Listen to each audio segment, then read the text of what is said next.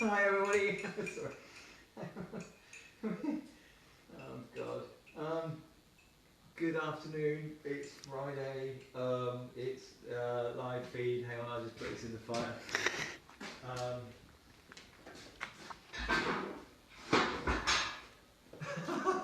I'm not feeling hugely enthusiastic about this. So, welcome everybody. Tam, there's a cup of tea. Just put it there.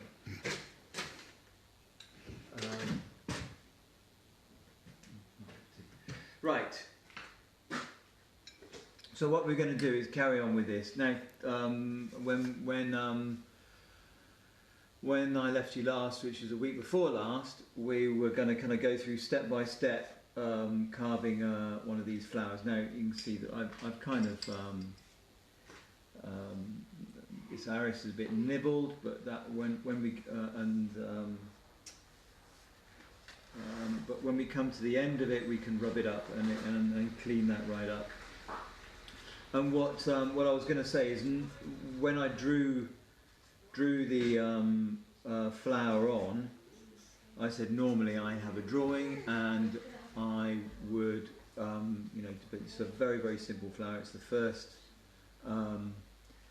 It's the first thing that an apprentice might do. It's the first thing it's the first bit of carving that I did when I was at college.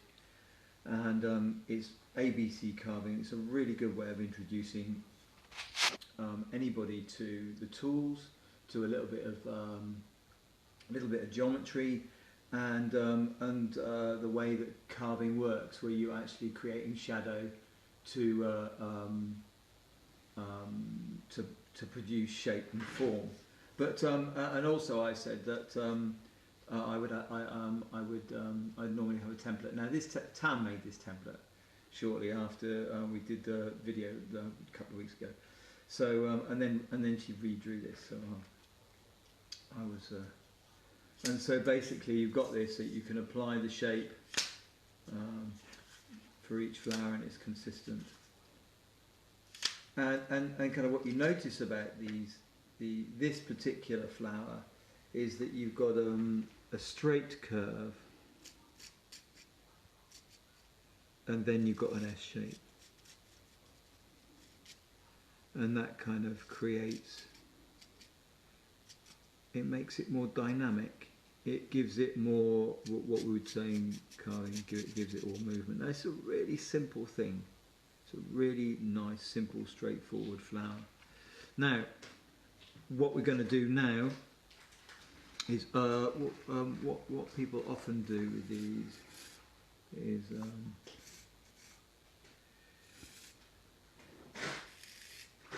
is in the corners.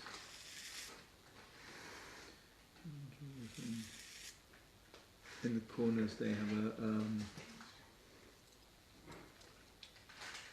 they would have a dead eye.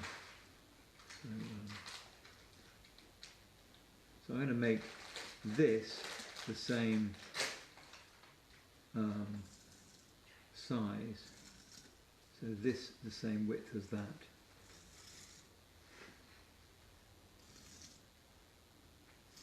There you go. So, and this is called, this would be done at the end, and this is called a dead eye, and basically you have a point in the middle that's deep, and you have a mitre running from there. You have the curved mitre that runs around here, and the curved mitre that runs around there. I'll show you that at the end. But basically, it's just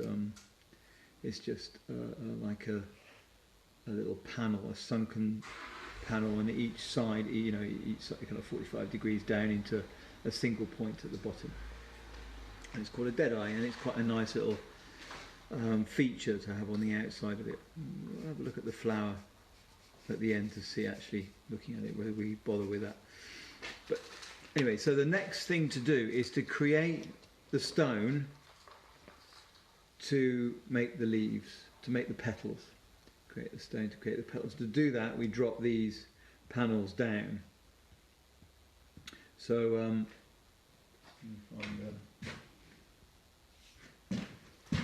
so what I'm going to do is drop these panels down, and the way I would do that is I would I go round like this.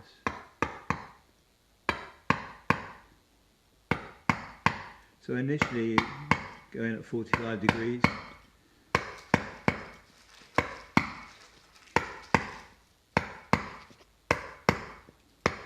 And I stop there before the corner, because kind of work out from the corner. So we're going to go straight down, but initially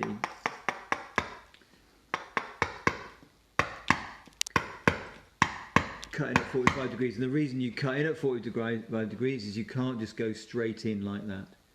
If you go straight in like that, even with a straight line, if you go straight in like that, obviously you kind of like blow out. You just crush the stone in the middle and you blow out stone either side. Now, if we were dealing with a straight line, you could go in kind of straight like that. Only you wouldn't go straight down. You would and go in at 45 degrees. And then once the stone on the outside of that is gone, then you can steepen the angle. And when you take it out a bit more, then you can steepen the angle again. So, well, that's almost vertical. Anyway, so that's kind of the process quickly demonstrated. But basically, I'll go around, and what I'll do is I'll do one of these panels, and then just to show you, and then depending on how long that'll take, we'll kind of. We'll stop.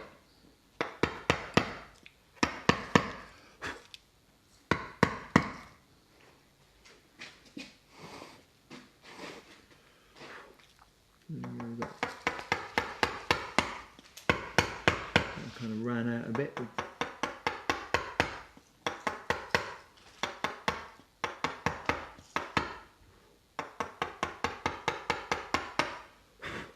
Right, okay.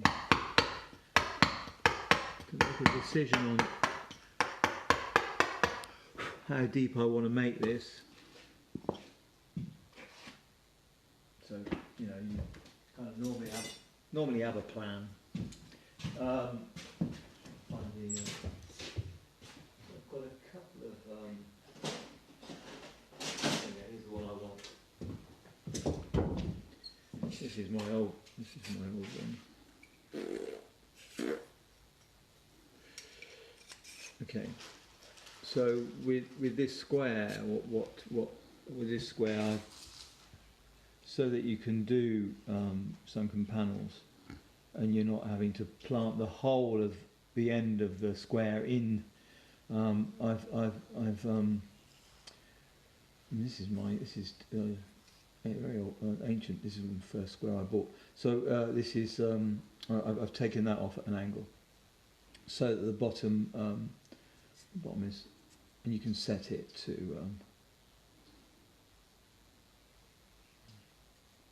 I don't know, set to 1/2 inch. Let's set it to 1/2 inch. Yeah.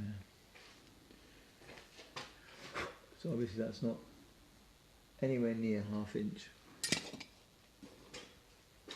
And what I'm going to do is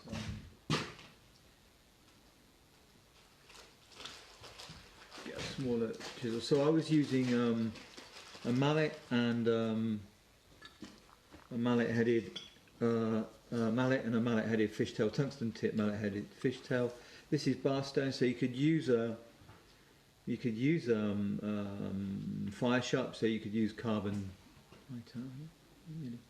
You can use fire sharp. I mean, I could use one of these. This is what I've been using on the alabaster. This is just a normal wood chisel, but it's really quite effective on this.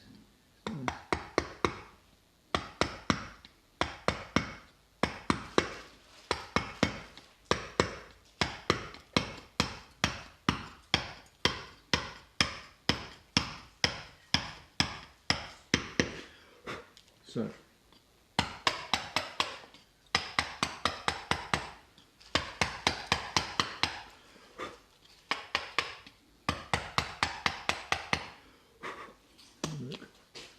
see where we are. God blimey, I think that 1/2 inch is too much. I'm going to go down to 10 mil. Sorry, it's a bad habit of mine switching between imperial and metric. But I've even been known to go, that's 3 foot long by 750 mil wide. So it's just not particularly.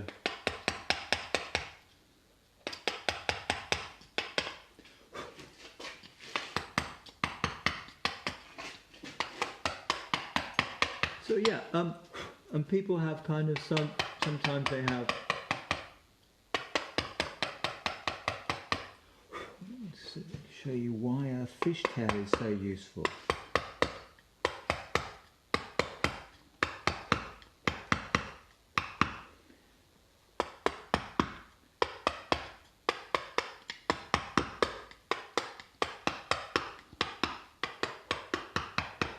Right. Where did that fishtail go? There. This is why a fishtail is so useful. So if I'm working around this line, can you see how the fishtail comes in and then out? And this arris is protected, so you've got some room for manoeuvre. You've got some, this arris is protected, so you don't. Whereas if you have a straight chisel and you're trying to go around the corner, yeah, and you go around the corner like that, it's possible even with a kind of a bigger straight chisel that it's not tapered, that you will, as you come around the corner, you will destroy this edge here, and that's where these come in. Absolutely, they're really useful bits of kit. Let's have a look. Not too bad. So now I'm going to just come. So I was using a mallet-headed chisel with a mallet, and now I'm using a dummy, 500 gram dummy, little light dummy, and so I'm working it up, but I am stopping kind of quite a long way before the corner. I'm not, and also I'm kind of listening to what the stone is doing. So as I come in, so there, stop there. As I come in, you can feel where there is resistance, where the stone is no longer cutting or kind of ground. I call it, you're grounding out. You there. You're hitting the bottom. There's resistance to the cut. You're not cutting anymore. You're just there. No.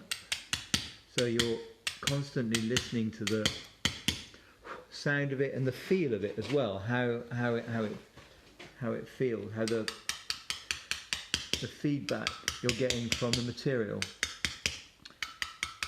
and making those adjustments all the time. And what people initially don't realise is that you're constantly adjusting, and the information that you're getting is not just what you're seeing in front of you. You're not just trying to you can't just impose what you want on the material. You've got to kind of respond to it as well. I'm trying not to sound too kind of fluffy about it, but what? Yeah. You all right, though? Over there. Nina's making another picture, I think. I'll get a camera team, a whole with furry caterpillars as everything. Rich was taking a pic. What do you call this?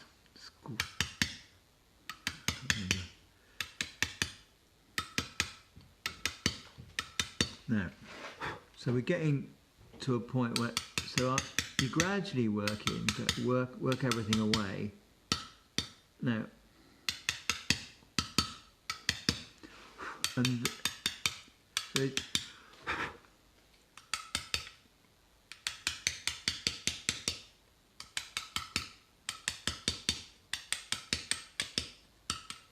so now, go back to that, I'm going to get a little fishtail.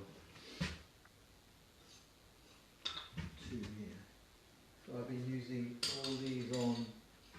all this on this alabaster here. So all these ones. Do that.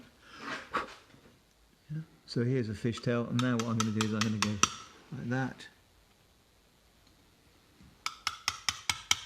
Like that. Oh, Jesus. There.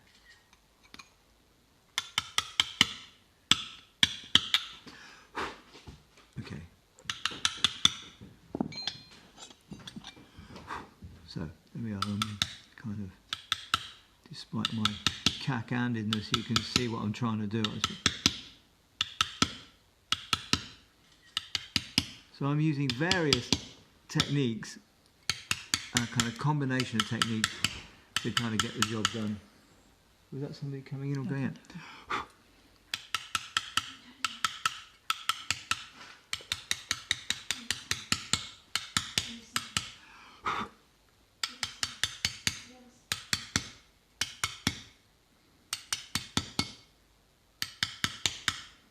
I might have to.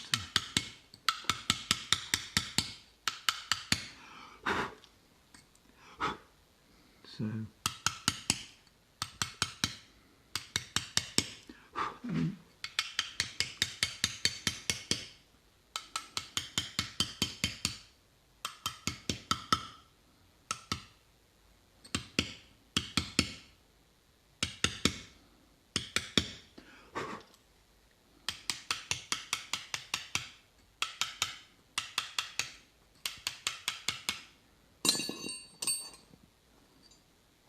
yeah, there's another.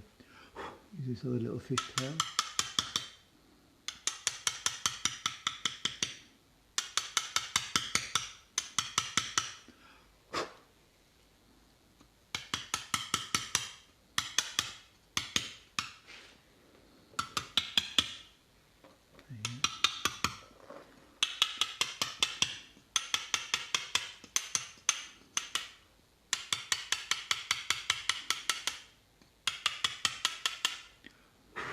Right, and then the last corner, and then we'll see.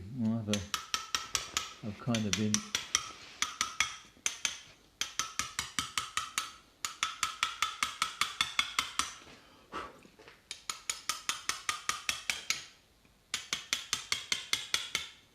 I haven't offered the square up much, but I've kind of guessing that it's about 10 mil.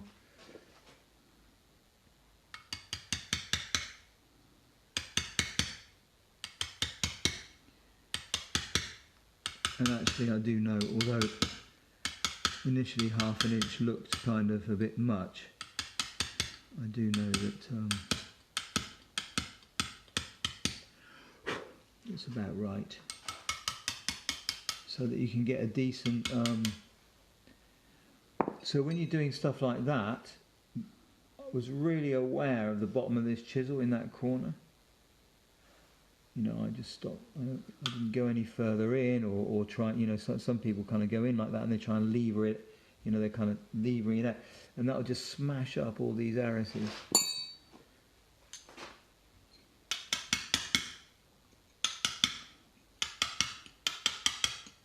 And last corner. So we just kind of gradually working in there. And there's a kind of interested to see. I know that in kind of big commercial firms,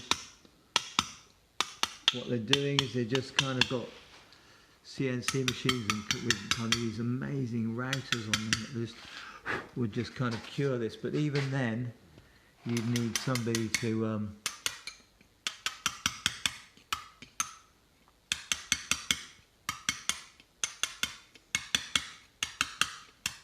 go into these little corners.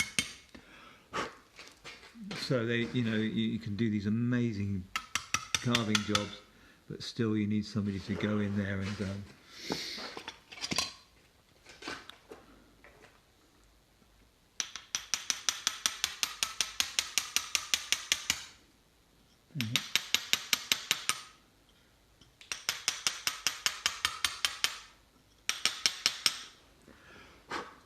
so kind of.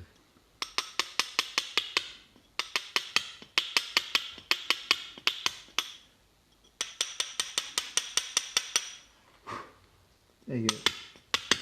I might take that down a little more in a week, but initially we've got it down to a depth that we want. Got it down to 10 millimeters, and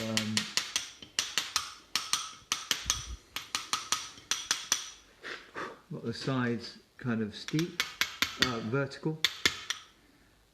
Sides vertical, so it's a straight sunken panel of that shape. There you go.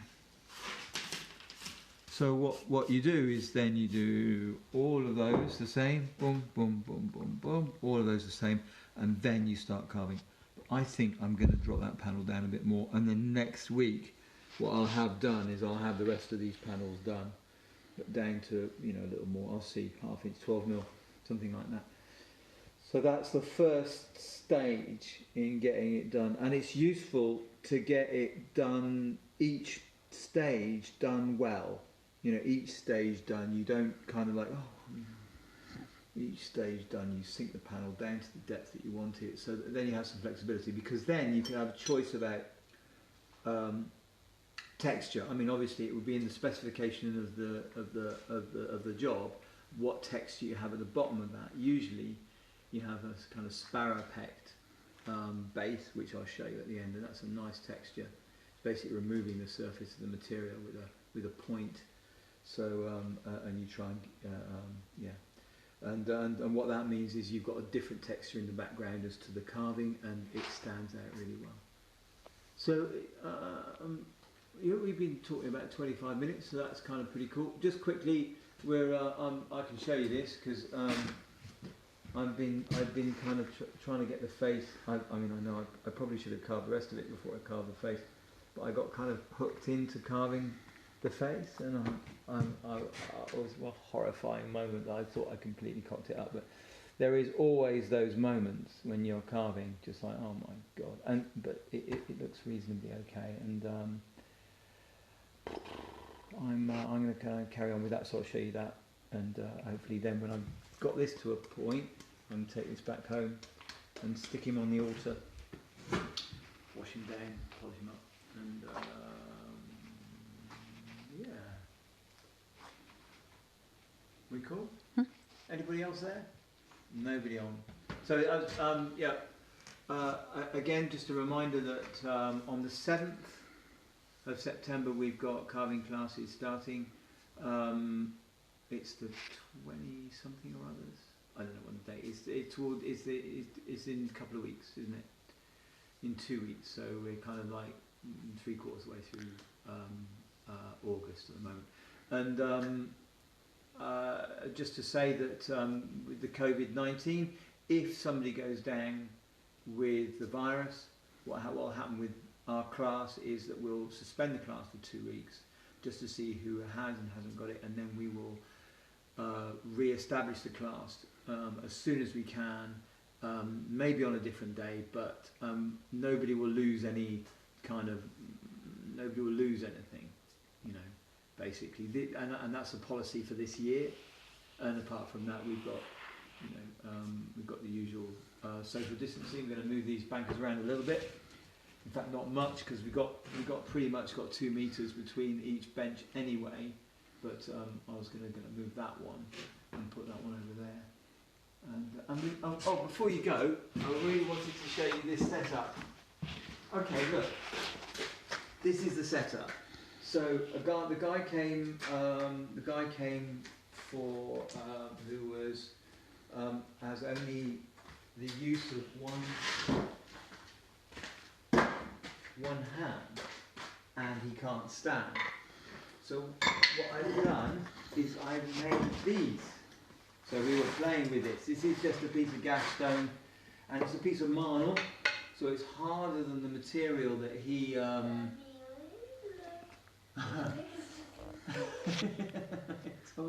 It's harder than the material that he'll be using.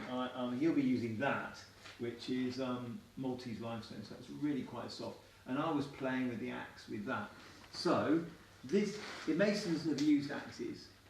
French particularly use axes, and basically I've these little picks I've modified. I've sharpened them so that they are like masonry sharp. The metal isn't quite as good as carbon. The carbon is not the same as tool steel, but at the same time, and I've been playing. So it's like beginning again. It's been really amazing beginning again. I've been playing, and I've been really interested.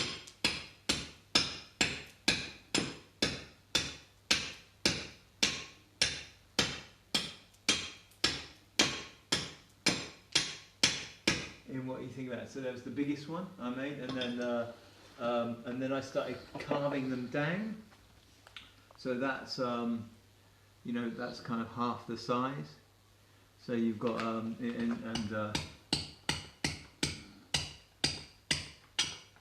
it's remembering to use the biceps as well, because the thing is to kind of chip away at it, but actually you get the same feeling as you would with a mallet and a chisel. Same feedback. I'm not making anything, but you can. And I'm really interested in what people have to say about. And then I made that one, which is a really much dinkier one. And then lastly, this is a mortar pick. And I cut this one down to make a little bull nose, a little bull nose, and a little point. So you've got something to play with. So there's those, and I'm really pleased with those. And then I put in some scutch hammers with and a bull nose, that one, and then you've got these. But these are too heavy. These are. I mean, you could really. And if I was sure about what I was making, I would be much more confident. And then what we're also doing is that, where was it from? We got it from a